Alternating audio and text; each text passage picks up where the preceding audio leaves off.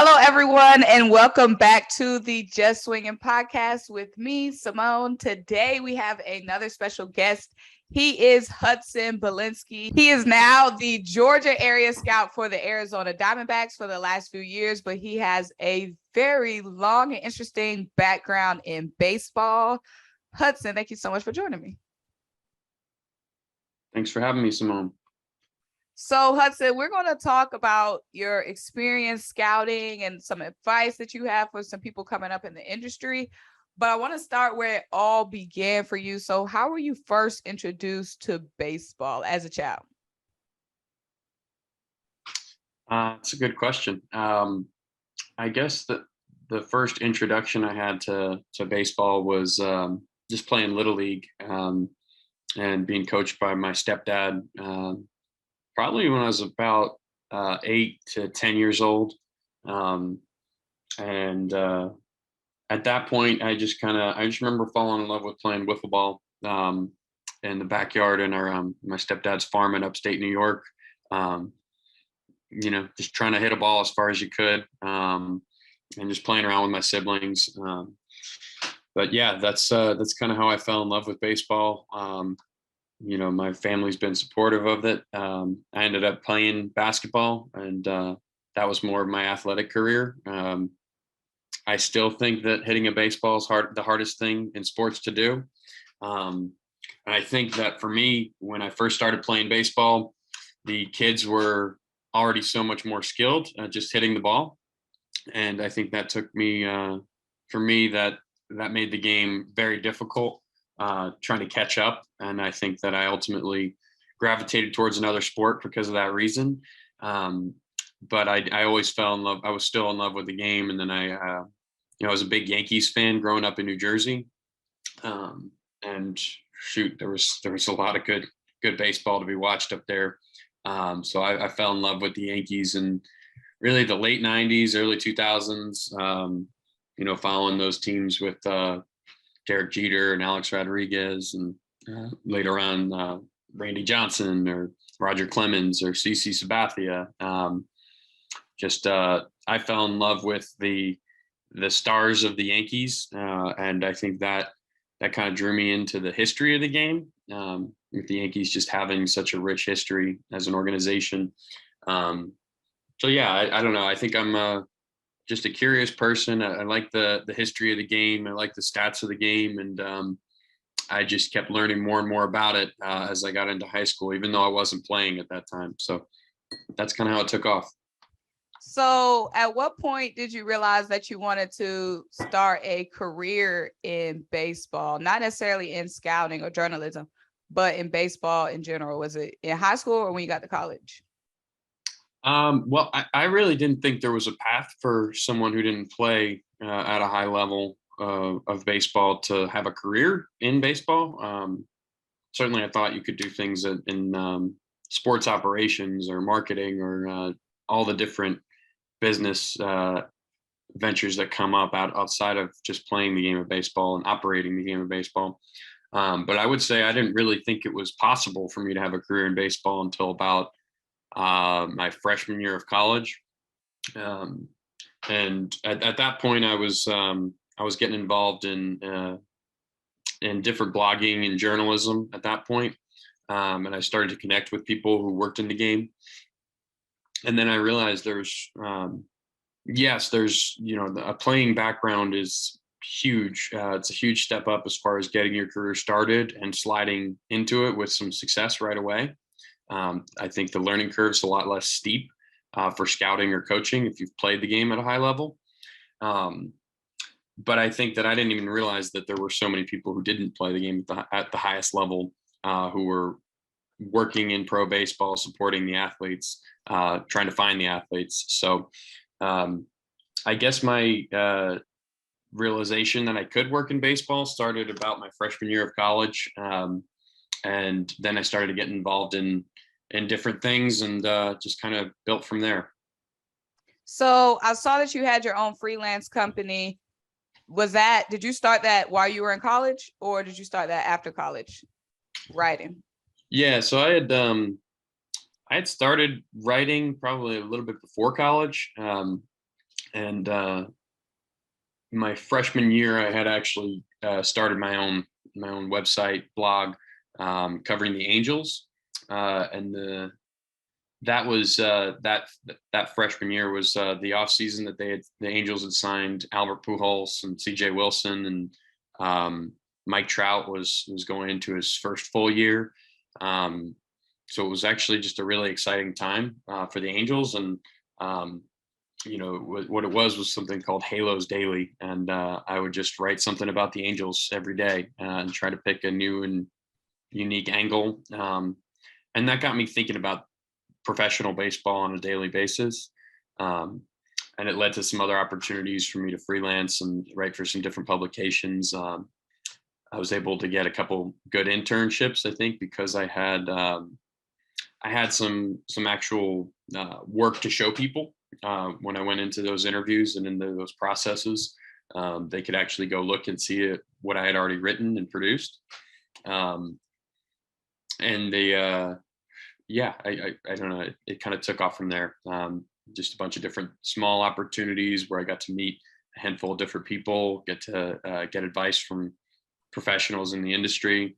And I think I really started to grow as a writer and a communicator in those first couple of years of college while I was trying to balance everything. So your Perfect Game internship, was that in college, during college, or was that after you had graduated? That was during college. I want to say that was my sophomore year, or after my sophomore year of college. And that was a great experience. It was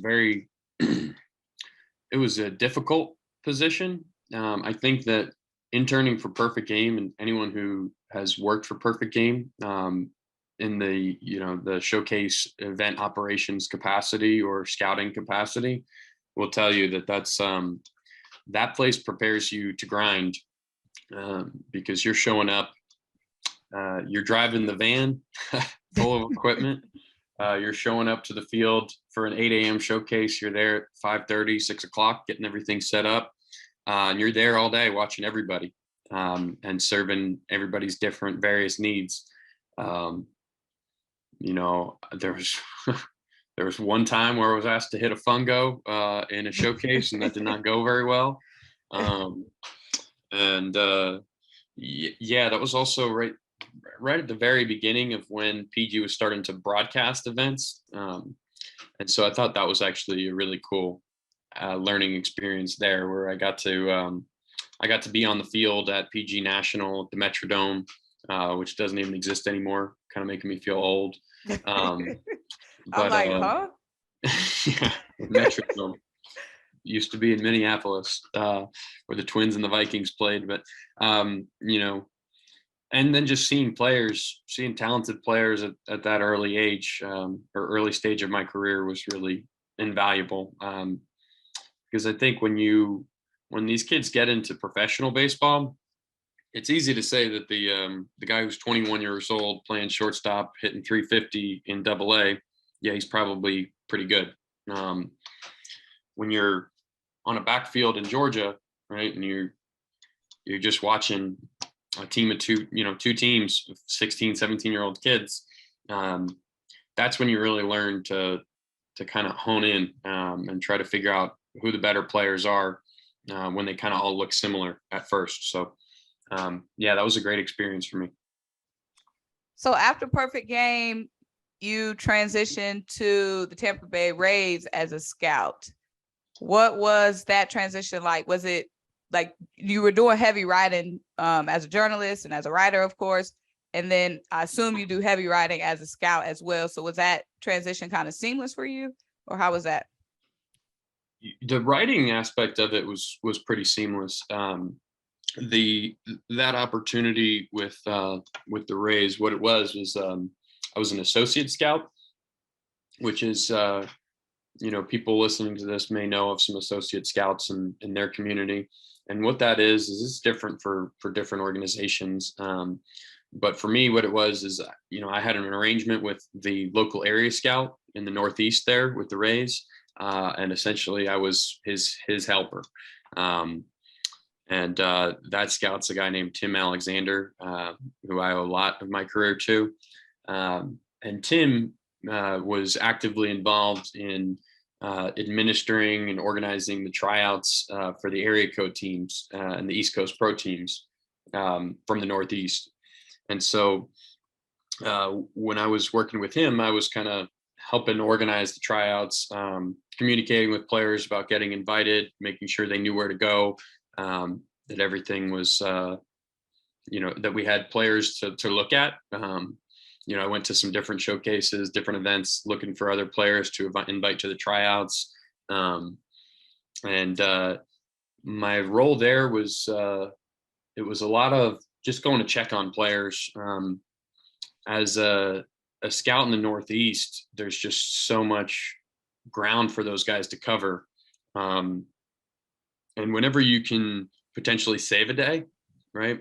There are so many talented players that are just either they're not ready for professional baseball, or they're just they're not good enough to push themselves over the other players that you're going to look at in the draft, right? So they may have the skills or the talent to play in the big leagues. It's just the reality is, as your team's going to line those players up, that player is not going to be good enough to ultimately get selected, right? So my work was kind of going and seeing a lot of guys who might have been late round pick candidates. I wasn't going to see first round players or players that the organization had already invested a lot of scouting resources into. And so for me, it was great because it was relatively low stakes. If I decided I liked a player, then our area scout was going to go see that player. It wasn't like if I decided to put a report in on a player that we're going to run 15 scouts in here and talk about investing hundreds of thousands, if not millions of dollars. It wasn't that kind of pressure. And so for me, it was just getting into the practice of going to see players, evaluating them tool for tool, and then just starting to make some predictions, put things on paper. I think that as far as a career in scouting, that's really important. Is the fun part's going to the fields and seeing the players and getting to know the players and their families. The hard part is, sitting at your computer and ultimately making a call, making a decision about what you're going to present that player as. And so I think for me, that experience, just sorting through players, different tools, figuring out what I liked in certain players, getting feedback from Tim, the area scout who had helped me, different people in the Rays organization who had helped me. It was invaluable. Great experience for me. So was that when you realized that, scouting was something that you could possibly want to do long-term versus journalism? Well, to be honest with you, I didn't, I had a lot of interest in working in baseball at that time. And I would say I was probably more interested in a front office career as I was in college there and still doing that work with the Rays.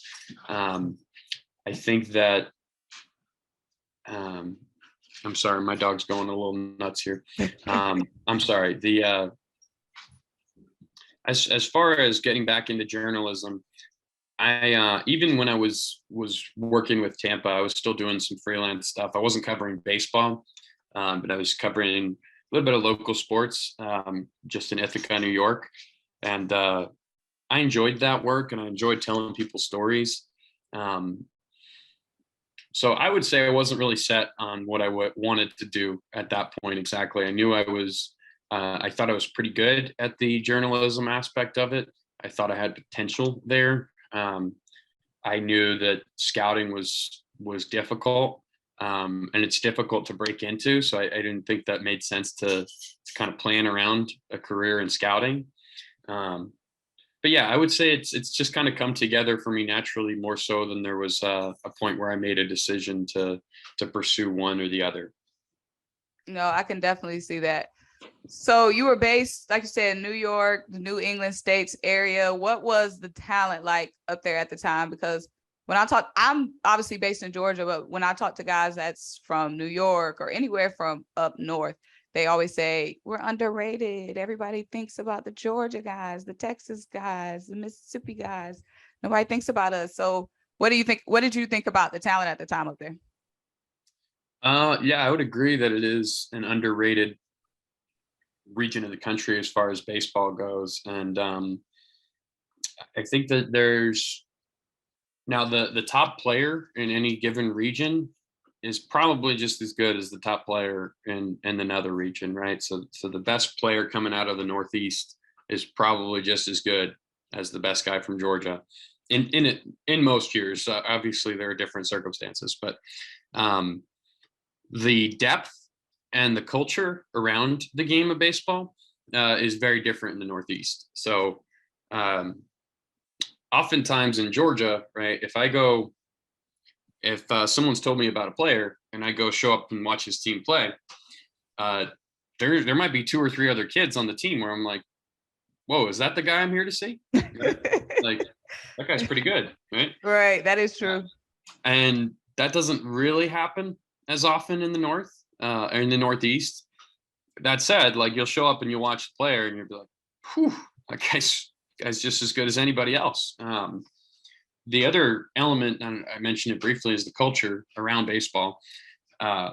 Maybe down here in Georgia, it's, as far as scouting and, getting to know players, there's something to do every single day of the year. December 15th, you could still be out doing something. In the Northeast, that doesn't really apply. Like, there's, depending on where you live and the weather that year, you're kind of beholden to what happens outside. So I think that the players in the Northeast, usually they haven't had as much actual time to play the game. And then they're not in that culture where everyone around them is playing the game year round. So we do see a lot more multi-sport athletes coming out of the Northeast, at least getting drafted in baseball. And I think that in Georgia, right, these kids are they kind of self-select themselves early enough where they excel at one sport or the other. And then the culture here is to play baseball full time year round, and to give up another sport to really hone in on baseball. I would say that dynamic doesn't really exist to quite the same degree in the Northeast. So yeah, I think the players are just as good. They're a little bit less polished as far as actually having played the game. You just think about it. If you're losing 2 to 3 months, which honestly it's more, but if you're losing 2 to 3 months every year outside, you do that for 4 years of high school. If you've lost 3 months a year, you've lost a year. You're a year behind in terms of actually playing the game.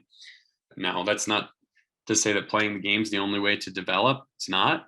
But at that age, your skills can really quickly fall behind other players. So I think that's why Northeast players are typically a little underrated. The other element is that they just don't get seen as much, right? So showing up to watch somebody hit, right? I may go to a game in Georgia and watch a hitter against somebody who's throwing an 88 mile an hour fastball with decent little curveball, who's committed to to play Division II baseball or junior college baseball, right? So I show up one day and I just watch that hitter against pretty solid high school competition. And then you can kind of build a sense of what you think of that hitter.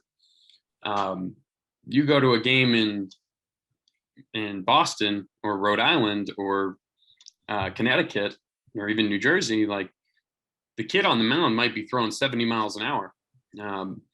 And so it's really difficult to judge hitters in a short sample up there. Yeah. And then you add in the fact that the season starts so late, right? So if those hitters aren't on right away early in the year, it's hard to really run a lot of people in to start evaluating them when you're going to show up and see them against somebody who's throwing 70 miles an hour. So these different factors, I think, lead to Northeast players not getting scouted as much. And it's just harder for scouts to have a level of conviction in them as a collective unit. There will always be some scouts who see it, right, in a player up there.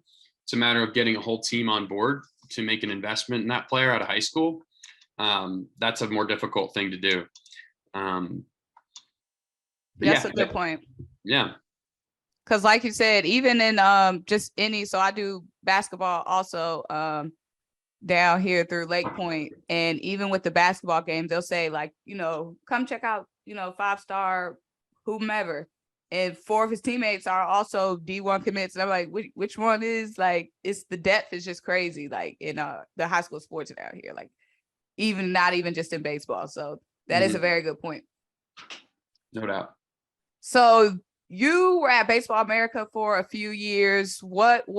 How first were you presented with that opportunity and what made you decide to take it? So I was going into my senior year of college there. And I was doing my associate scout work with the Rays. I was still doing my freelance writing, covering local sports up there.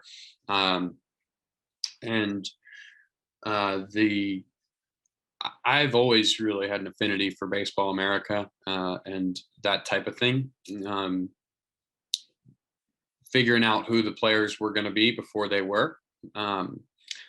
I've always really been interested in that. And even I remember when I was a kid, having my dad take me out to Trenton, where we had a minor league club, or getting out to Lehigh Valley, where the Phillies had a AAA club, and seeing these prospects. And I would just read where they read about them in Baseball America.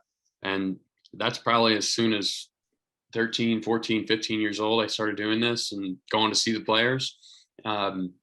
So I've really got into following prospects from an early age, as far as their pro careers went. And I was just a fan of Baseball America and the different personalities that I had followed from afar. And so what happened was, in that winter, heading into the spring of my senior semester of college, Baseball America had an opening. The national writer who covered the draft had just taken a job with the then Cleveland Indians. And, so there was an opening there. And the folks at Baseball America said, well, you could come down and do an internship with us, and we'll see how it goes. And I kind of knew that if I could get into the internship, that I could earn the full-time job. And so I went down, and I lived on Josh Norris, who works for Baseball America. Josh Norris, I slept on his floor for a couple weeks. Dedication. Yeah, and I think it's something I don't really ever talk about. Just the different grind that you have to go through to kind of put yourself in a position to do these different internships or these jobs. And not everybody is able to do them because of different constraints in their lives. So I think that, yes, I had to make some sacrifices that people would probably be shocked to hear.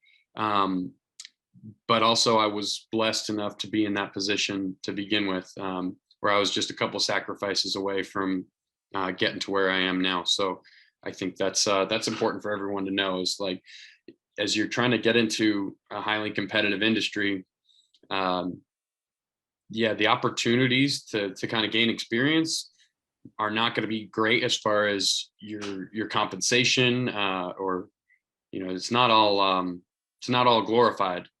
So you are going to have to make some sacrifices, and you're going to have to rely on support from your friends and family. There were so many times I was trying to go cover a different thing, either as a scout or a journalist, where I'm trying to sleep on somebody's couch, or sleep in a sleeping bag on the floor, or trying to sleep in my car, different stuff like that, where it's, you do make some sacrifices. It's not always comfortable, but you're pushing towards something. So, especially in sports internships, I just remember in college, it'll be like, I was in North Carolina in college. It'll be, like, let's say it's some team in New York, 3 months, unpaid, provide your own housing, must have your own transportation. I'm like, I'm 19 and like, so Right. there's so many opportunities that's just unrealistic to you can't take. You can't like feel bad because you can't take that opportunity because it's just extremely unrealistic. Like, so you just got to make do with what you can in your area. If you can't, go to New York for the summer to intern with the Nets because you don't have a cousin in New York to, like you said, sleep on their couch. Right. And that's important for people like yourself and myself to remember as we move forward in our careers. It's like, if we're going to put people in positions where they need to have a lot more support to even just come work for free. Right. Like we're already cutting off a huge section of talent, right? And we're saying we're already limiting ourselves to the pool of people that can possibly even do this work. So I think that it's important to be intentional about recognizing where you're who you're limiting these opportunities to ultimately in hiring roles. So where is Baseball America based out of? Durham? Yes, ma'am. We were in Durham, North Carolina. Look at me. Yep. So you were in I actually went to school in Raleigh. I went to NC State, so I'm very familiar with Durham.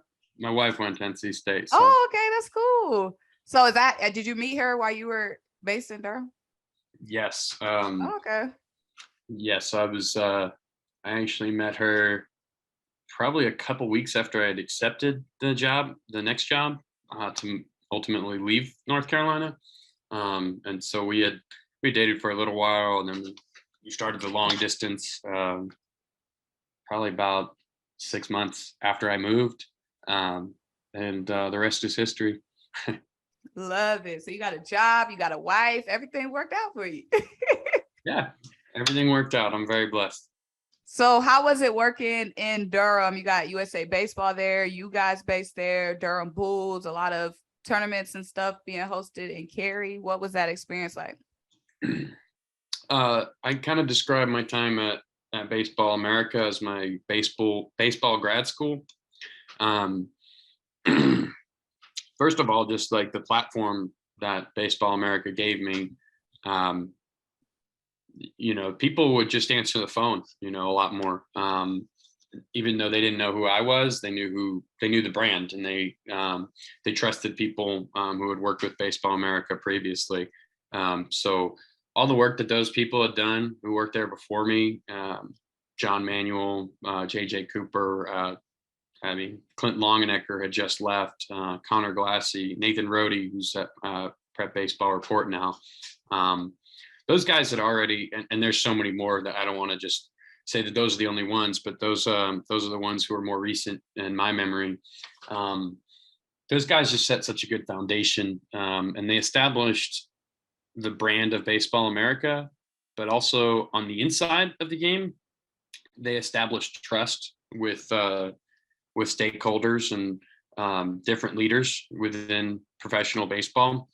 And I think I benefited from some of the trust that those guys had already established. But I was able to just kind of hop right in, and people wanted to tell me their stories. People wanted to tell me, how good their players were. And so for me, it was a great opportunity. I met as many people as I could. I tried to tell as many stories as I could. I tried to be accurate in our player evaluations. But yeah, it's a great experience. Love it. Love it. Everything, all roads go through the Tobacco Road, what I'm learning here in Georgia. So now you are Georgia area scout for the Diamondbacks. You're now in Georgia. How did that opportunity come along? What made you have to accept the role? Yeah.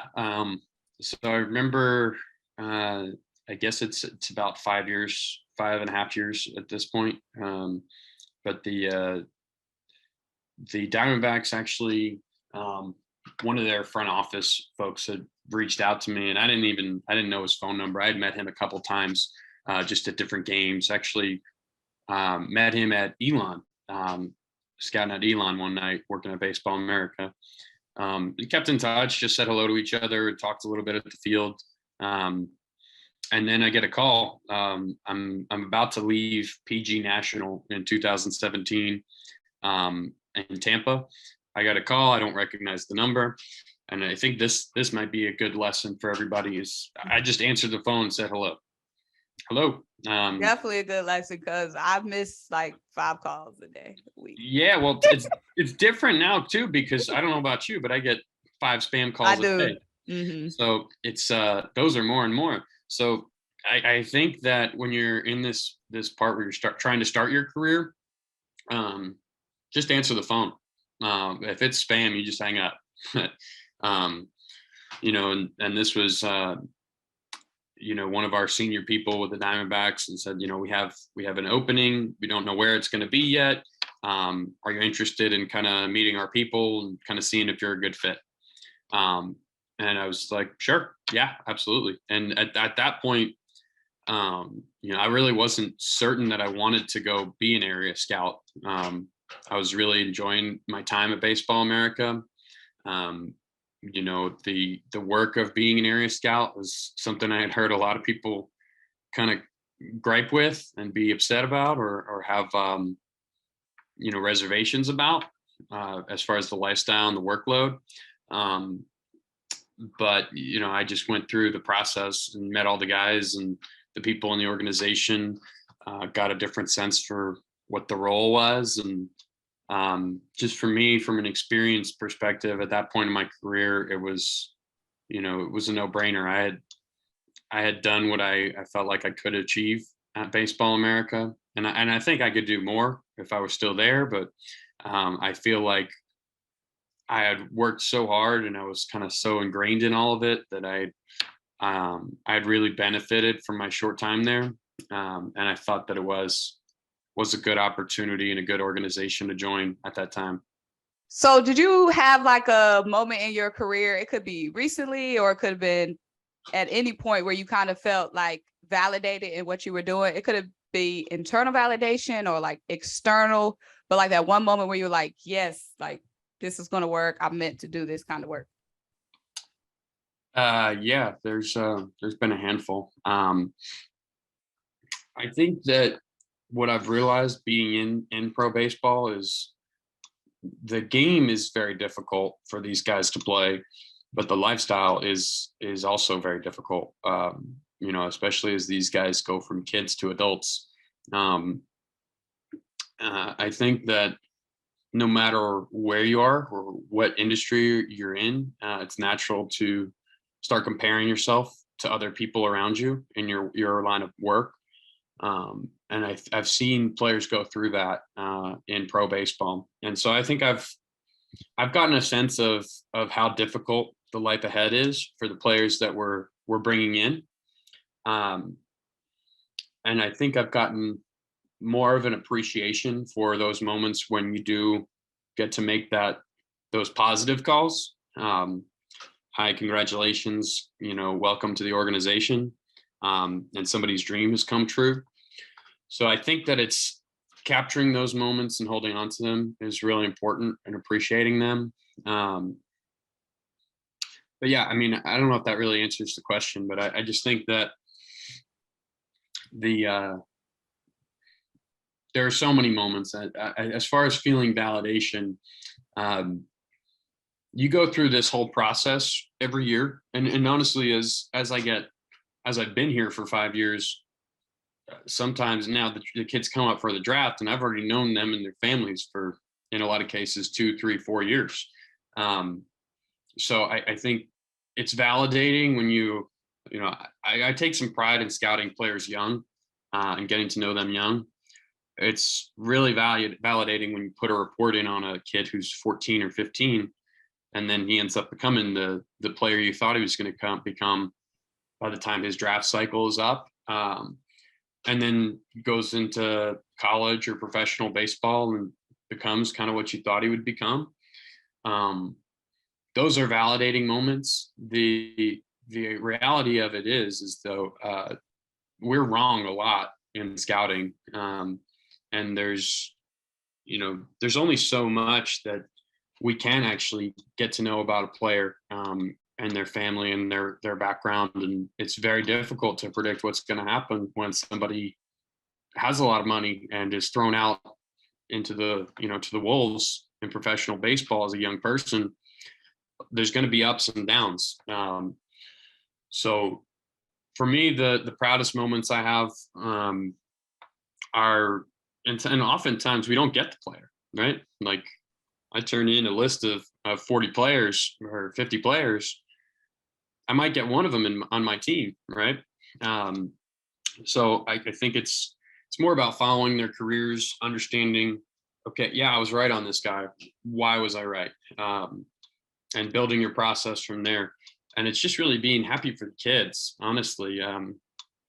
Because if I turn in 50 players and we get one of them, I could be disappointed that we didn't get 49 of these kids, right? But I think that for me, it's just more about celebrating them as individuals, recognizing how hard they've worked, the sacrifices that they've made, and the sacrifices that their families have made to get them into that position. So, as I'm watching the draft unfold, that's the mindset I need to adopt is I can't be upset about not getting them on my team. I just have to celebrate the player. And the more I've leaned into that and adopted that mindset, the more enjoyable this work is there's just so many things that can go wrong and very few times where things actually click exactly right as you're hoping for them to go. So just locking in and appreciating when you see these players achieve what they're setting out to achieve.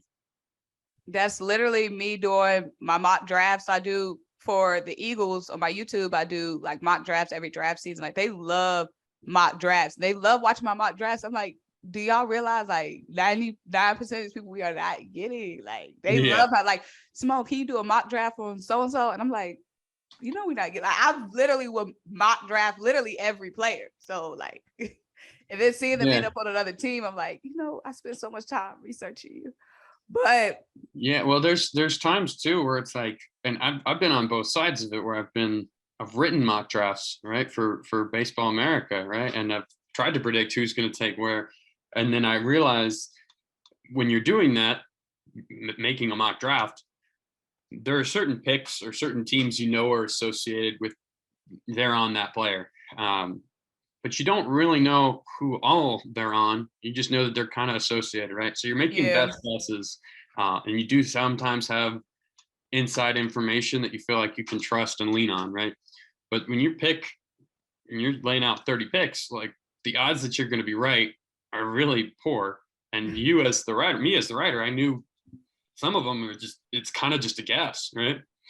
And then it's funny, me this year, like I'm sitting at home in the middle of the spring reading these mock drafts, and this year we had a pretty high pick, and so there was a lot of different discussion about who we would take and all that, and it's just I feel like I put too much stock into it now that I'm thinking about it, because I realize like the information flow to the media is there's so much that never gets to them, even as they are trying to make their best guesses for what's going to happen. It's just it's a very flawed process. So I think that reading a mock draft is really should just be more for entertainment, and, thought exercise than what's going to happen in the draft. And I think that it's also, I think players can often misunderstand when they start reading mock draft after mock draft after mock draft, and they're all kind of repeating the same general ideas.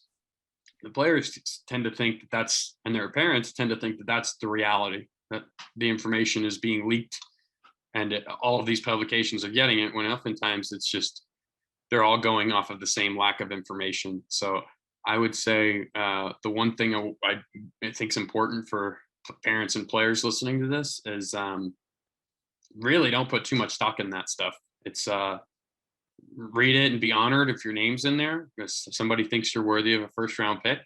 But that's all you can really take out of it. You have to lean more on your interactions with the clubs that have expressed interest in you. You have to trust your advisement. But I would say just the mock drafts are more misleading than people might realize. Yeah, definitely extremely misleading. I think it's more for like the fans. I think fans just want content. So they just like to, imagine any kind of scenario that could happen. But you talked earlier about, how, picking early is, of course, easier to some extent. Like, if it's a top guy, he could probably go to any organization and have an instant impact sooner. But can you talk about like the value you guys look for in the later rounds? Like what are kind of some of the tools and some of the like attributes and like little things you might look for in like a 19th round pick or 20th round pick? Yeah, that's a great question. And that's shifted in the past couple of years as, in 2020, the minor leagues were contracted a bit. And so we have fewer levels of the minor leagues. We don't have some of those earlier levels that players would come into and play at coming out of the draft. And so the draft has been shortened from 40 rounds to 20 rounds. But also just the roster needs have changed. And then having that 2020 season canceled too, different teams approached it in different ways. But you look at those kids from the 2018 draft or the 2019 draft who missed an entire year of their professional career and had very short windows to actually show what they could do. And then you come back in 2021 and you haven't played baseball in over a year. And these pitchers, they've been training and getting stronger for a year.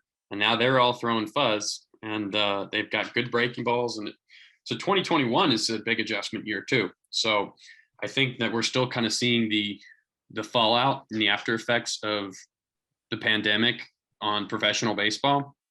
And the way that's shifted the back of the draft is, we just have fewer roster spots, right? Because some teams might have said, all right, we're going to release a bunch of players and kind of clear house. We didn't really do that. We've given a lot of players, I think, chances to come back and really show us what they're made of. And I'm very proud with what a lot of our guys have achieved in coming back. But when you draft a player late at this point, if you're going to draft him and sign him, odds are you're probably letting go of somebody else in order to give that person a spot. And so when it's a late round player, we need to have a pretty high level of conviction that they're good enough to go take that spot. And there are always diamonds in the rough. There are players who slip through the cracks, players who don't get seen for whatever reason. For me, the later part of the draft, players have to profile and they have to be able to go out and perform and fill a role for long enough for their tools or their talent to catch up to those guys who get drafted ahead of them. When you're picked late and you don't perform quickly, right, then you're often relegated to more of a bench role or a filler role, or you're put in a spot where you're one of the older players on the team. So I think for me, looking at late round guys, it's guys that, I want guys who can perform right away, who can move quickly through the lower parts of the minor leagues, and they profile. So for me, I'm looking at left-handed pitching. There's always a left-handed pitcher available who's got really good deception and throw strikes. There's always one. Those guys tend to overachieve, even the ones who don't throw very hard. Just that natural deception from the left side is something I always am interested in. I want athletic guys who can play multiple positions. And I think those guys are best suited for us and a lot of other clubs to climb through the minor leagues. You think about it, a player who can only play one position, say first base. If you're kind of in that bench playing 3 out of 5 days role, it's really hard to go get yourself extra work and get yourself more opportunities to showcase what you can do. When somebody can play second, short, third base, anywhere in the outfield, well, okay, you might be playing 3 out of 5 days, but on day 4, Somebody's banged up. Can you go play left field? Day 5, our second baseman rolled his ankle last night. Can you go play second base? Yep. And then all of a sudden you've played 5 out of 5 days, right? And you've gotten the opportunity to actually get consistent at bats, get your timing down, get your rhythm down, and play. So for me, those guys who go late that we're putting into the system, it's imperative that they can play multiple positions, that they have other skills that will help them create more opportunities for themselves. The reality is nobody's going to make it late in the draft if they don't have really good makeup. It's part of it is being a good teammate and character and all that, but more of it is about the mental fortitude to be in that position. And those guys who are late round guys, they're underdogs when they get to pro ball. But prior to that, typically at every other stage of their career, they've been the best player on their team. Mm-hmm. And so it's easy for me to think about as somebody who wasn't very good at baseball, be like, yeah, of course I'll be the bench guy, right? But you go from being the best player on your team from when you were 4 years old to 21 to 22, and then you hop into an environment where you're just the guy trying to make the team, right? Or get an opportunity. And I think that is a very difficult place for a lot of players to balance through. And I think players lose their confidence too when that happens. And baseball is a really important sport to be confident when you're playing.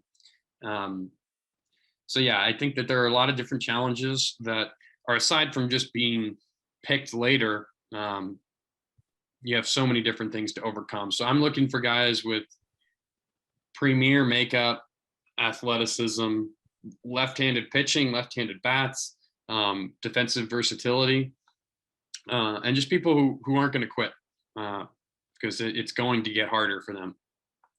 At every step of the way, it's going to be hard for them. So knowing that you've got somebody who's not going to quit is important. I love that answer. That was a very detailed, very great answer. And like you said, that's a good point. I hear that across multiple sports. Like guys, when they get to the league, they go from, like you said, always being the star, the best player, since youth league to middle school to high school to even college, a lot of times being the best guy, and then going to, bottom of the roster or somebody fighting for a spot. So you definitely have to keep your mindset up. But I want to ask you, since you spend a lot of time around youth baseball, high school baseball specifically, how much I feel like this is a question a lot of people want to ask the scouts. I really feel powerful asking you this question right now. How much does the off the field stuff matter? Like personality, or even like stuff that happens on the field? Like you see a guy, he might have like a super crazy bat flip, or like he might, have a little jig if he gets a walk. And, some coaches or like parents or whatever are like, don't be flamboyant, basically, because scouts or whatever don't like that. Is that really a thing? Yes and no, right? I think that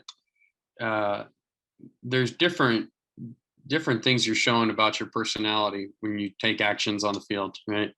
I'm cool with somebody bat flipping, and I'm cool with somebody out there having fun. Like I want to encourage that. I want players who have fun, who can play loose and relaxed, because of what we just talked about. The game gets really hard, right? So having players who play loose, who have an enthusiasm and a passion to just play, that's tremendously important to me. As far as, where things become problematic is when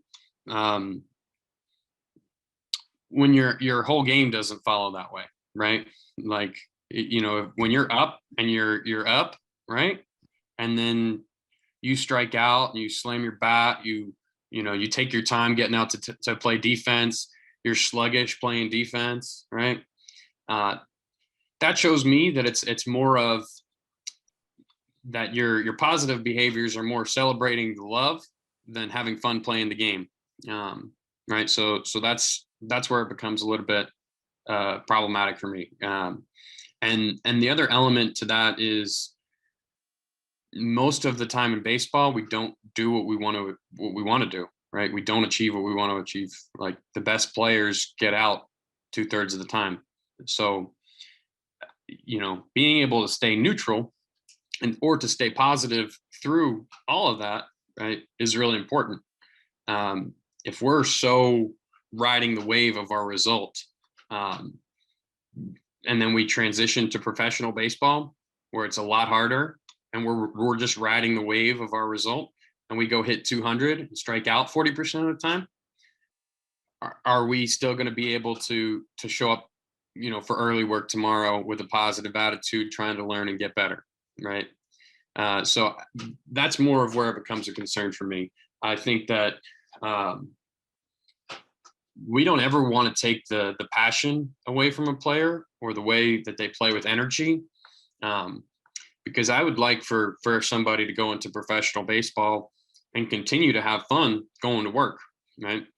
When you become an adult in your early 20s, right, and you've got to go to work, is it going to feel like work, right?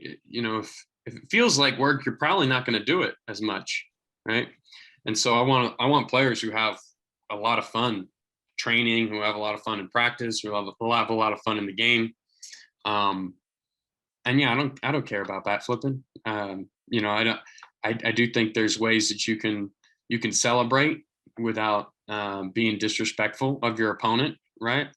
But I don't think bat flipping is being disrespectful of your opponent. I think that's just something that's always important to consider as an athlete. It's when you do go achieve something big, you're celebrating yourself more so than you're rubbing it in. And the other element to that, though, is like somebody's always going to think you're rubbing it in because you're whooping them. You just whooped them. So, that's part of it. But as long as as yourself, like, I'm competing, I'm celebrating, I'm not. If somebody wants to take it personally, I'm sorry. That's not on me. But towing that line is important because there's a lot of big egos in this game, and a lot of people get hurt, and then that can derail the game. That can make it less fun. So I would also say, though, if you're somebody who's going to throw at somebody who's bat flipped, this is not the game for you. I don't think, because that's I see that happen, and I see coaches calling for throwing at guys who bat flipped. I think that's kind of disgusting. I think that we need to teach our players to compete and to accept whatever happens on the field, and not try to get violent or come after people. We got to accept the results of what happens and move on. That was a good answer. So I definitely agree with you. It's definitely, like you were saying, I've never heard anyone put it that way, but you don't want somebody who's fueled by like praise or fueled by like, love and applause. Like, you should be energized and keep that same energy basically like throughout the game, and keep that same energy when, you are getting struck out. Like, don't have an attitude. Don't be out here like extra, like if you hit a home run and then be out here pouting, if you get struck out. Basically, if you're going to be a high energy person, keep that same energy no matter what's happening, is basically what you're saying. Yeah, 100%. Okay, so I have two more questions for you. So one question I want to ask, so I'll see a situation where a player might get drafted late, let's say 20th, 19th, or just not where they want it to be drafted at. It could be any round. And then they decide to go to college instead of going to the farm. So outside of education, because some guys want to go to college to get a degree, but outside of a degree, is the development different in college versus developing in the farm? Because in my mind, I feel like you're still getting the work regardless. Why not go right to the pros and get the work versus going to college? Yeah, I think that the pace of development is important for some players, right? And I think so what we talked about earlier about the minor leagues being shorter, they're having fewer teams at the very bottom end of the minor league system, means that there are fewer opportunities, right? And those players that come out and struggle, if they've, they were a late round pick and they didn't really receive a ton of an investment in the club. If they don't have success in the first couple of years, and our organization, I think, does a good job of being patient with young players. But a lot of organizations that, they're just gonna kind of roll players out pretty quickly, right? Whereas in college, that same player might have the chance to go develop at a slower pace. Maybe you struggle that first fall of your freshman year. You grind to win a starting job as a freshman. You have middling results as a freshman. You go to an advanced summer league. You're getting better. And then all of a sudden you're performing as a sophomore, and you're in a pretty good position to make yourself drafted, right? The alternative of that is going to a college where you're not good enough to compete right away and getting buried on that roster, and then you don't have that initial kind of bird in the hand investment that the pro team might have given you. And then you're in a position where now you have to choose, all right, am I going to grind it out and try to earn an opportunity to play here? Is that a realistic goal for me? Is this coaching staff vibing with me? Do they think I actually am a part of the plan here or not? Am I going to have to find another school to go to? So those are some of the different things that can happen. I think that it's, the college experience. The college experience, I think when players tell me they value that, I think it's different than the college baseball experience. Because if you sign a professional contract out of high school, most organizations are going to pay for your full tuition, room and board, for you to start your education either during or after your playing career. So I think you're still getting a college experience. It's a matter of, are you getting it at that young age when everyone around you is also 18, 19, 20 years old? And then being in a college baseball team, it's, you wake up, you go eat with your teammates, you go to practice with your teammates, you're developing those bonds as a program together. Whereas in pro baseball, yeah, there are people who are driven to achieve what you want to achieve, but it's professional baseball. You're expected to just show up and work. There's nobody holding your hand. There's nobody, waking up next to you and saying, let's go lift. Or, making sure you're eating right with other people. A lot more of it is left to your own devices in pro baseball. And there are so many good players out there, and even organizations that spend a lot of resources in coaching and player development. There's never enough manpower to serve everyone as much as we wish we could, right? So I think those are all things that are important to consider. From an investment perspective, every player believes in themselves. Most players believe in themselves. And they believe that they're going to get a higher investment if they can get seen and get watched for 3 years in college. But I would say if you're going to make that decision, each player knows their own makeup the best. And going into pro ball, where you're going to have to be very independent, versus, you think about your own structure growing up and playing. Like, have you had somebody guiding you every step of the way? Or are you the type of athlete that said, this coach is helping me, but I don't really know if he knows what he's getting at. I need to go talk to this guy, or I need to do some research on this type of throwing program, or this type of over under load bat training. Are you independent enough to go start figuring things out on your own, to solicit resources from different coaches and different people? If you are, then maybe you do want to start your pro career early. But only you as the athlete is really going to know that. And the other element is really understanding the specific organization, because there's pro ball versus college ball, right? But then there's the college that I'm actually going to play for, and the pro team that is actually interested in me. Does that pro team have a really good track record of getting late round high school players to the big leagues or not?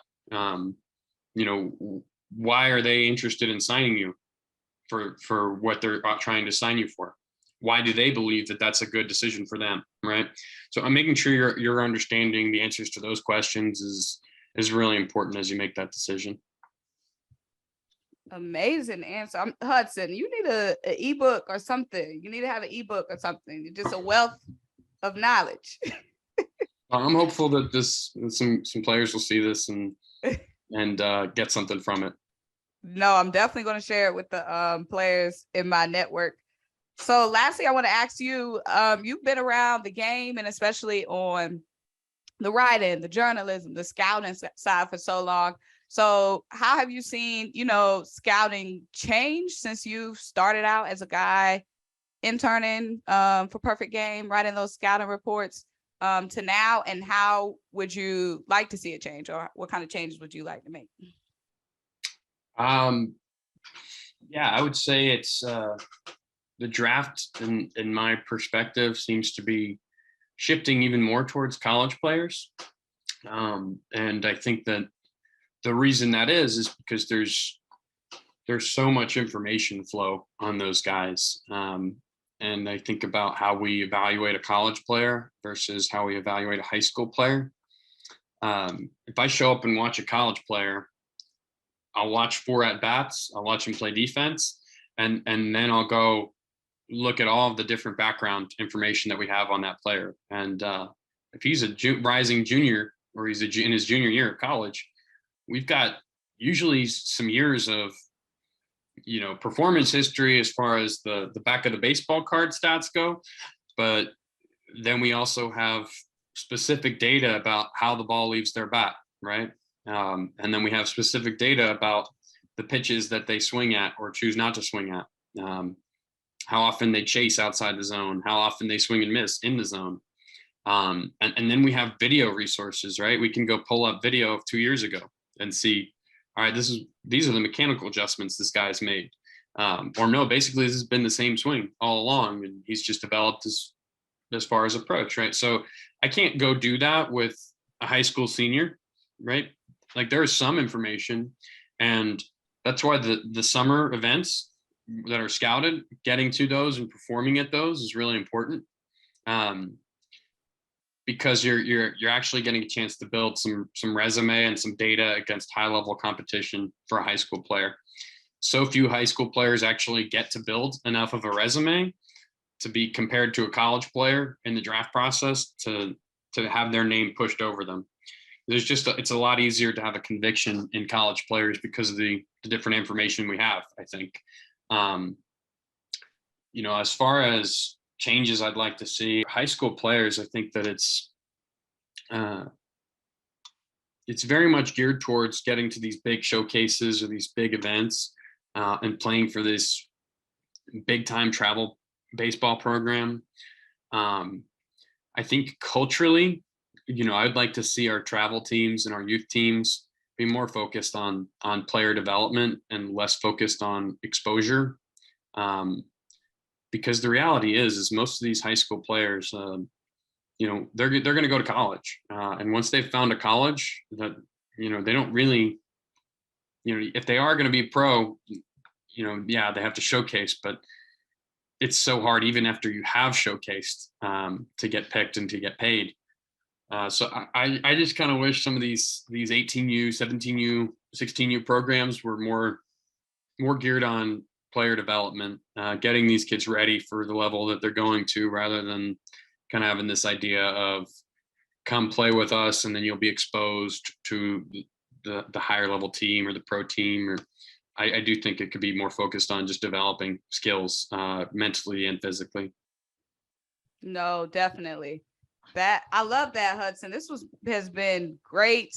Love that answer.